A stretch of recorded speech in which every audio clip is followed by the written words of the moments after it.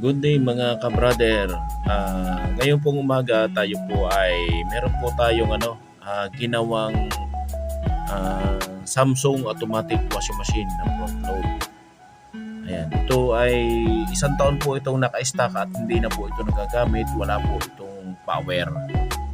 Ayan, hindi na lang po natin nakuhanan ng video kanina yung paggagawa ng board.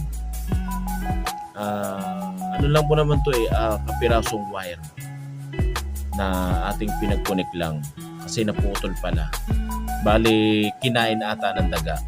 So ayan, pagsaksak po natin at tinisting po natin,